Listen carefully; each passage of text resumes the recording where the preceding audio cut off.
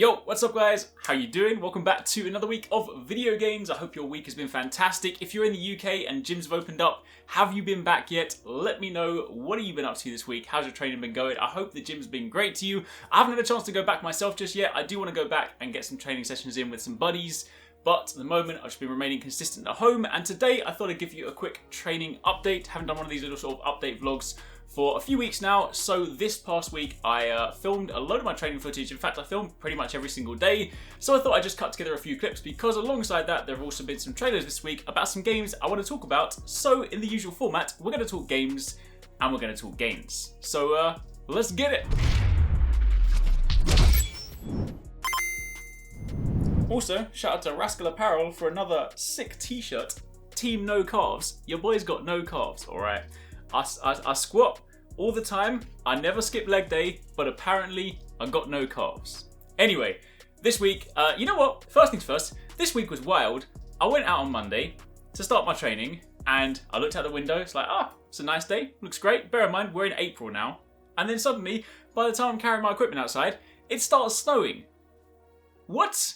Like, what the hell? The UK, what are you doing with your weather? The weather is just wild. Anyway, that being said, so current training phase. Of course, if you guys saw the last sort of training update, I had like a PR day that was, rounding out some numbers. So this current training phase I've got is kind of split into sort of a, two halves. I'll run some footage in the background of me sort of warming up to begin with. Main idea with this is it's kind of sort of like a 9-week program and it's sort of broken into 2 halves. The first 4 weeks is, largely speaking, a lot of compound stuff pushing with some sort of percentage-based weights based on my previous 1RMs.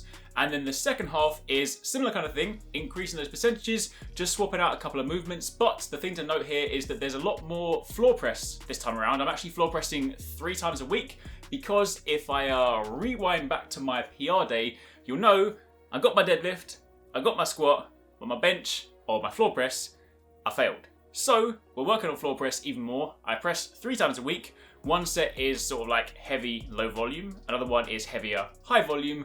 Another one is even heavier, low volume. It's been working really well. Honestly, my floor press has been progressing quite nicely. And the idea is that at the end of these 4 weeks, then I will have like another... Someone is at the front door. Thanks, Alexa. I'm recording. And the idea is that at the end of these sort of 8 weeks, there'll be like a testing phase and we'll sort of see where we are again. So honestly, I mentioned before, we don't necessarily do 1RM days too often, but I am quite interested to sort of see how things are progressing. And I really do hope that the floor press, I can hit that number I failed before because it's just nice. Like pressing has always been sort of a weak point for me. So I feel like it's been going pretty well. Anyway, that being said, running through a few more things in the background, obviously Monday is all about squats and floor press, and then Tuesday is deadlift and more floor press. This is kind of where the sort of double thing happens, where on one day I'm doing 4 sets of 7 reps, another day I'm doing 6 sets of 4 reps. But while some of that's rolling in the background, this week Nintendo had a Nindies stream, another sort of like, indie showcase. There are some really cool titles in there, and one of them that I am so looking forward to is Skull the Hero Slayer. Now this, I like my 2D platformers, I like my 2D roguelites, I like my sort of action-adventure games. This ticks so many boxes for me, right? Visually, the pixel art style for this game is incredible. I mean, just look at the trailer. This looks so cool, right? But it's really cool because obviously this is a 2D side-scroller roguelite, so all the kind of elements you liked before, that kind of punishing difficulty. However, there's a really cool combat element because depending on the skull that the character is wearing, you get different abilities. So there's loads of different skulls you can get throughout the game, loads of different permutations you can mix and match to create custom sort of combat styles. There's even collaborations with other sort of games. So there's like a Dead Cells style character in there. Dead Cells is one of my favorite games. I'm super looking forward to that. So this one is coming to Switch. I know it's been out on PC for a while, but honestly, if you know me, if I'm not working on covering stuff, I prefer to just play on my Switch. So I'm waiting for this to come out on Switch. Then, after that, there is a new game in the Getsu Fumeden series, The Undying Moon, I think it's called. Basically, this one, another side-scroller. However, if any of you guys have ever played Muramasa the Demon Blade, this, visually, they are slightly different style, but they kind of have that similar feel to them. They've definitely got that sort of Japanese ukiyo-y sort of inky style to them, and it just looks really, really cool. It's been a while since... I'm kind of hoping at some time they just give us Muramasa as a Switch port because that game is so good. But in the interim, this one comes from Konami, so it's kind of like a 2D Metroidvania style game, so more sort of exploration driven. But the fact is that we've got all that kind of a cool visual style alongside this crazy looking combat. Like, I love all that sort of Japanese yokai inspired stuff. Like, I love the fact that Monster Hunter's got a load of yokai themes in there right now. So that is also a really big one for me. And also that kind of brings me nicely on to the third game, which is World of Demons. And this one, I'm kind of conflicted, right? Because on one hand, it looks fantastic and it's from Platinum Games. I buy everything that Platinum Games do. They could quite literally sell me an empty box, but if it's got their name on it, I'm buying it. This, however, is a mobile game, which I'm cool with. I've enjoyed a lot of mobile games. It's only on the Apple Arcade, so it's super restrictive. That being said, I am fortunate. I've got an iPhone, so I can play it.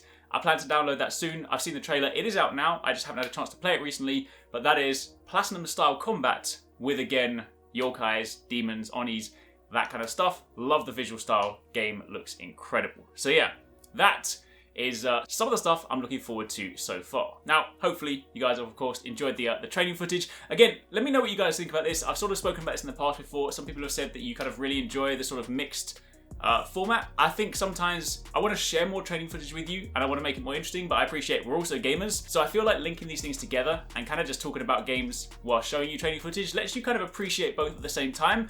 But to round it all out, obviously you've seen some of the stuff in the background. I'm just really happy with how training's been going right now. Things are feeling pretty strong. And for me, this is a really cool thing because I've been so busy recently with Monster Hunter content on the Arekkz Gaming channel. Historically, when there have been big game launches in the past, that's normally when my training drops. Like, normally when things get super busy, my nutrition goes out the window, my training gets dropped, all of that stuff just sort of falls apart. But this time, I've really managed to sort of stay on top of a lot of it. My nutrition has sort of slipped a little bit, but I've managed to kind of claw it back. But training-wise, things have been moving through pretty solidly. Like, I'm feeling strong, I'm feeling like in a good place, despite the fact that I'm still cutting. The cut still seems to be taking forever, but you know what, it's part of the process. Like, I'm just enjoying the process. I don't know how long it will actually take me to finally get my results. I'm liking what I'm seeing right now, but there's still a little way to go to get rid of the last little bit of stomach fat. But we're going to be Kratos ready for Ragnarok, so that's the main thing. Anyway, that's it for this week. Just a quick training update for you guys. Hope you enjoyed the video. Be sure to keep it locked because obviously now that gyms are open and now that some restrictions are slightly lifting, me and Socks can get back together and do some fun filming. So there's some cool stuff we're going to be doing in the coming months and stuff. So hopefully things should be getting a little bit more exciting. But for the time being, keep training, stay strong. I'll catch you guys next Sunday.